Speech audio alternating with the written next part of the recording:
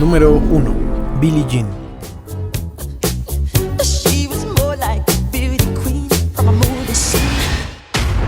Es la sexta canción del sexto álbum de estudio Thriller de 1982. La canción fue escrita por Michael Jackson en tan solo 5 minutos y ha declarado que mientras la escribía podía sentir que se convertiría en un éxito. El productor Quincy Jones no estaba de acuerdo con la duración de 29 segundos del intro, pero al querer retirarlo, Jackson le pidió que lo dejara ya que a él le hacía querer bailar. La letra de la canción describe a una mujer que afirma tener un hijo del narrador, el cual lo niega todo el tiempo y solo recuerda las advertencias de la gente y de su propia madre sobre tener cuidado y no jugar con el corazón de las chicas jóvenes.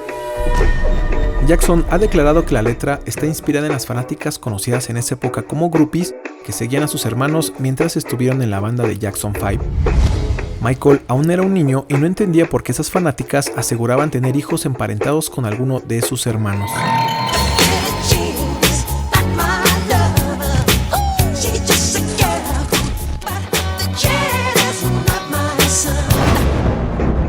El tecladista de sesión, Greg Phillinganes, aseguró que después de grabar la canción descubrió que era grandiosa en cada nivel, en el ritmo, en el sonido, en la melodía, en la letra y que puede afectar física, emocional y hasta espiritualmente. Actualmente, varios críticos la consideran como una de las mejores canciones jamás hechas. Quincy Jones recuerda cuando trabajó con Donna Summer en la canción State of Independence. Originalmente compuesta por John Evangelis, en esa ocasión Michael participó en los coros y se cree que de ahí tomó las notas del bajo y teclado para posteriormente adaptarlas a una versión más funky.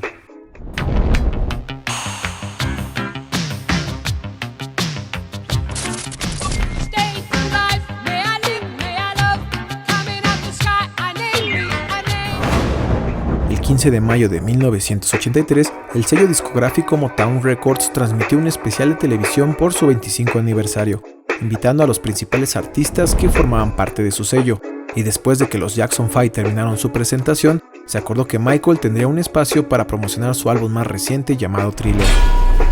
Jackson vestía pantalones negros, zapatos tipo mocasín de cuero, una chaqueta negra con lentejuelas y un guante blanco con diamantes de imitación.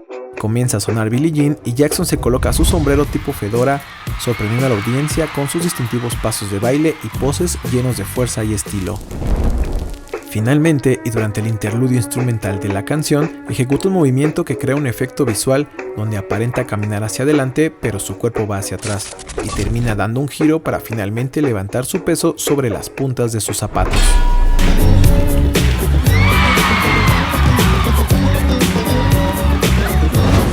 La interpretación en vivo de esta canción reveló el talento de Michael Jackson como ícono del pop. Junto con su histórico deslizamiento hacia atrás, el movimiento ya era usado por los jóvenes de la comunidad negra bajo el nombre de backslide, pero después de la interpretación de Michael, fue bautizado por los medios de comunicación como el moonwalk, marcándolo como un momento que trascendió de una manera que ninguna actuación musical en vivo había logrado jamás. El video musical fue dirigido por el cineasta y director Steve Barron, quien también sería reconocido por otros videos icónicos de bandas como Toto, Aja, ZZ Top, Def Leppard, entre otros. El video muestra a un paparazzi siguiendo a Michael, quien va caminando por la acera y va iluminando las baldosas que toca con sus pasos de baile.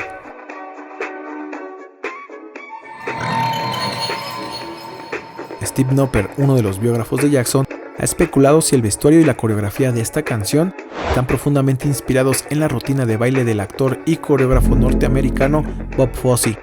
En la película musical El Principito de 1974, Fosse caracteriza al personaje de la serpiente y durante la interpretación de su tema musical A Snake in the Grass, realiza una coreografía en donde es posible apreciar muchos de los pasos de Jackson, incluyendo los movimientos de cadera, posición de las piernas, hombros y manos.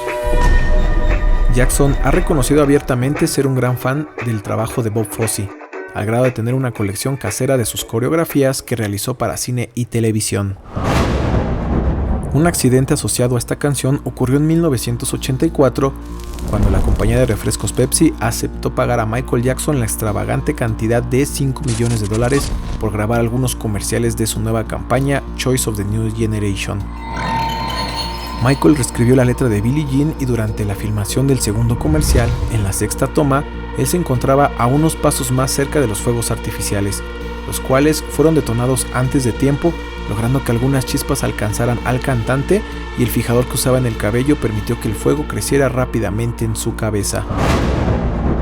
Michael continuó con su rutina hasta que fue alcanzado por el personal y sus hermanos para tratar de extinguir el fuego que ya se había expandido en todo su cabello y parte de su rostro. Michael fue hospitalizado de quemaduras de segundo y tercer grado. Tuvieron que darle fuertes medicamentos contra el dolor y someterlo a cirugía reconstructiva en diferentes partes de la cabeza.